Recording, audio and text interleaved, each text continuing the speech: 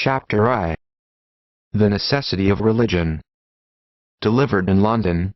Of all the forces that have worked and are still working to mold the destinies of the human race, none, certainly, is more potent than that, the manifestation of which we call religion. All social organizations have as a background, somewhere, the workings of that peculiar force, and the greatest cohesive impulse ever brought into play amongst human units has been derived from this power. It is obvious to all of us that in very many cases the bonds of religion have proved stronger than the bonds of race, or climate, or even of descent. It is a well-known fact that persons worshipping the same God, believing in the same religion, have stood by each other, with much greater strength and constancy, than people of merely the same descent, or even brothers. Various attempts have been made to trace the beginnings of religion. In all the ancient religions which have come down to us at the present day, we find one claim made, that they are all supernatural, that their genesis is not, as it were, in the human brain, but that they have originated somewhere outside of it. Two theories have gained some acceptance amongst modern scholars. One is the spirit theory of religion, the other the evolution of the idea of the infinite. One party maintains that ancestor worship is the beginning of religious ideas. The other, that religion originates in the personification of the powers of nature. Man wants to keep up the memory of his dead relatives and thinks they are living even when the body is dissolved, and he wants to place food for them and, in a certain sense, to worship them. Out of that came the growth we call religion. Studying the ancient religions of the Egyptians, Babylonians, Chinese, and many other races in America and elsewhere, we find very clear traces of this ancestor worship being the beginning of religion. With the ancient Egyptians, the first idea of the soul was that of a double. Every human body contained in it another being very similar to it, and when a man died, this double went out of the body and yet lived on. But the life of the double lasted only so long as the dead body remained intact, and that is why we find among the Egyptians so much solicitude to keep the body uninjured. And that is why they built those huge pyramids in which they preserved the bodies. For, if any portion of the external body was hurt, the double would be correspondingly injured. This is clearly ancestor worship. With the ancient Babylonians we find the same idea of the double, but with a variation. The double lost all sense of love. It frightened the living to give it food and drink, and to help it in various ways. It even lost all affection for its own children and its own wife. Among the ancient Hindus also, we find traces of this ancestor worship. Among the Chinese, the basis of their religion may also be said to be ancestor worship, and it still permeates the length and breadth of that vast country. In fact, the only religion that can really be said to flourish in China is that of ancestor worship.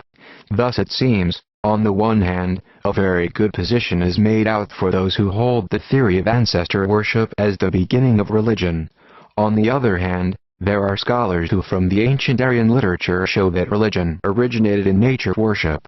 Although in India we find proofs of ancestor worship everywhere, yet in the oldest records there is no trace of it whatsoever.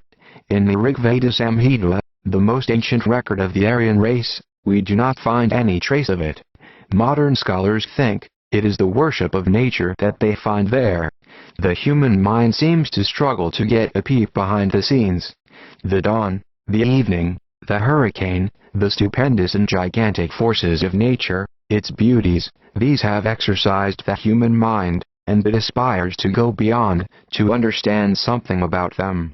In the struggle they endow these phenomena with personal attributes, giving them souls and bodies, sometimes beautiful, sometimes transcendent. Every attempt ends by these phenomena becoming abstractions whether personalized or not. So also it is found with the ancient Greeks. Their whole mythology is simply this abstracted nature worship. So also with the ancient Germans, the Scandinavians, and all the other Aryan races. Thus, on this side, too, a very strong case has been made out, that religion has its origin in the personification of the powers of nature.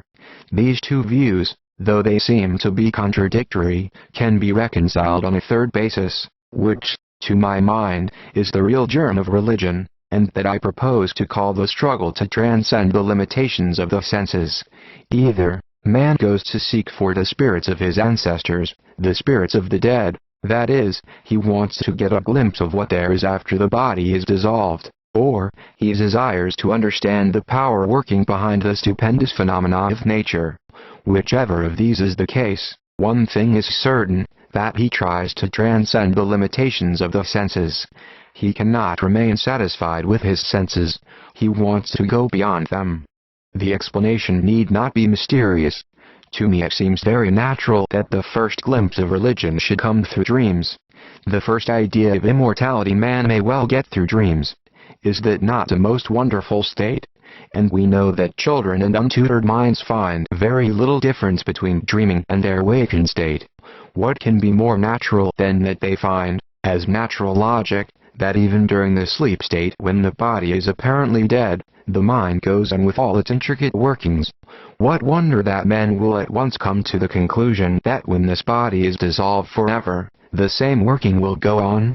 This, to my mind, would be a more natural explanation of the supernatural, and through this dream idea the human mind rises to higher and higher conceptions. Of course, in time, the vast majority of mankind found out that these dreams are not verified by their waking states, and that during the dream state it is not that man has a fresh existence, but simply that he recapitulates the experiences of the awakened state. But by this time the search had begun, and the search was inward. Arid man continued inquiring more deeply into the different stages of the mind and discovered higher states than either the waking or the dreaming. This state of things we find in all the organized religions of the world, called either ecstasy or inspiration. In all organized religions, their founders, prophets, and messengers are declared to have gone into states of mind that were neither waking nor sleeping, in which they came face to face with a new series of facts relating to what is called the spiritual kingdom. They realized things there much more intensely than we realize facts around us in our waking state. Take, for instance, the religions of the Brahmins. The Vedas are said to be written by rishis. These rishis were sages who realized certain facts. The exact definition of the Sanskrit word rishi is a seer of mantras, of the thoughts conveyed in the Vedic hymns. These men declared that they had realized, sensed, if that word can be used with regard to the supersensuals, certain facts, and these facts they proceeded to put on record. We find the same truth declared amongst both the Jews and the Christians. Some exceptions may be taken in the case of the Buddhists as represented by the southern sect. It may be asked, if the Buddhists do not believe in any God or soul, how can their religion be derived from the supersensual state of existence? The answer to this is that even the Buddhists find an eternal moral law, and that moral law was not reasoned out in our sense of the word, but Buddha found it, discovered it, in a supersensual state. Those of you who have studied the life of Buddha even as briefly given in that beautiful poem, The Light of Asia, may remember that Buddha is represented as sitting under the Bo tree until he reached that supersensual state of mind. All his teachings came through this, and not through intellectual cogitations. Thus, a tremendous statement is made by all religions, that the human mind, at certain moments, transcends not only the limitations of the senses, but also the power of reasoning. It then comes face to face with facts which it could never have sensed, could never have reasoned out. These facts are the basis of all the religions of the world. Of course we have the right to challenge these facts, to put them to the test of reason. Nevertheless, all the existing religions of the world claim for the human mind this peculiar power of transcending the limits of the senses and the limits of reason, and this power they put forward as a statement of fact. Apart from the consideration of the question how far these facts claimed by religions are true, we find one characteristic common to them all. They are all abstractions as contrasted with the concrete discoveries of physics, for instance, and in all the highly organized religions they take the purest form of unit abstraction, either in the form of an abstracted presence, as an omnipresent being, as an abstract personality called God, as a moral law, or in the form of an abstract essence underlying every existence. In modern times, too, the attempts made to preach religions without appealing to the supersensual state of the mind have had to take up the old abstractions of the ancients and give different names to them as moral law, the ideal unity, and so forth. thus showing that these abstractions are not in the senses. None of us have yet seen an ideal human being, and yet we are told to believe in it. None of us have yet seen an ideally perfect man, and yet without that ideal we cannot progress. Thus, this one fact stands out from all these different religions, that there is an ideal unit abstraction, which is put before us, either in the form of a person or an impersonal being, or a law, or a presence, or an essence. We are always struggling to raise ourselves up to that ideal. Every human being, whosoever and wheresoever he may be, has an ideal of infinite power. Every human being has an ideal of infinite pleasure. Most of the works that we find around us, the activities displayed everywhere, are due to the struggle for this infinite power or this infinite pleasure. But a few quickly discover that although they are struggling for infinite power, it is not through the senses that it can be reached.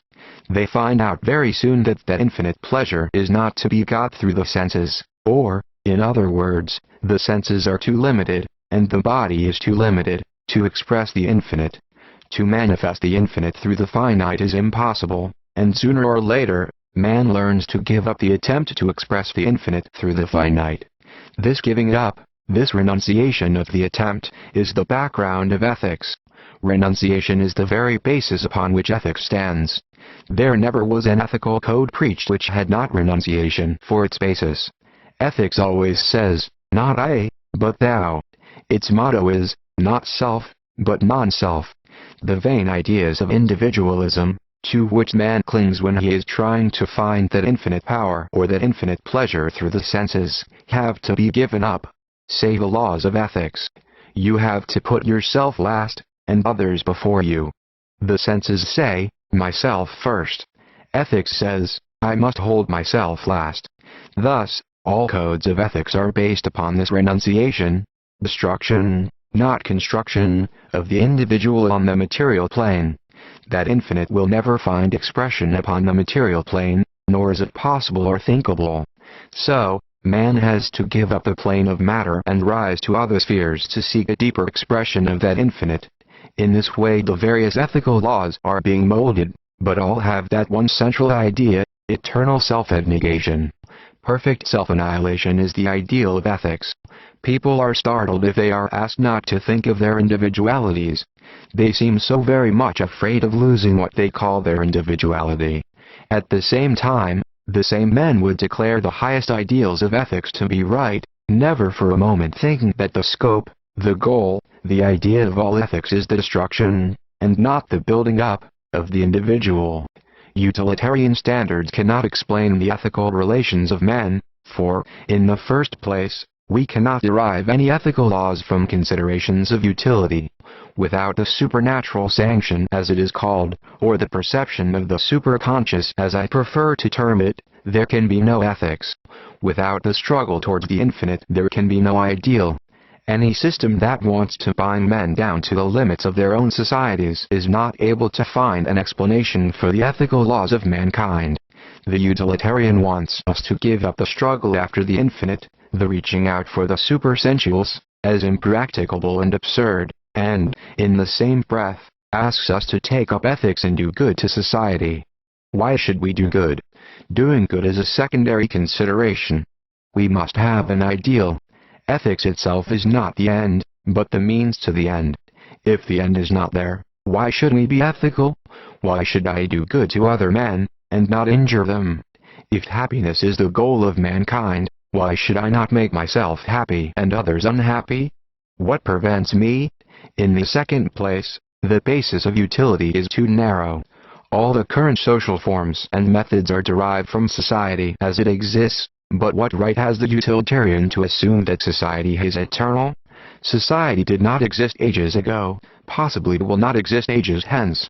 Most probably it is one of the passing stages through which we are going towards a higher evolution, and any law that is derived from society alone cannot be eternal, cannot cover the whole ground of man's nature. At best, therefore, utilitarian theories can only work under present social conditions. Beyond that they have no value.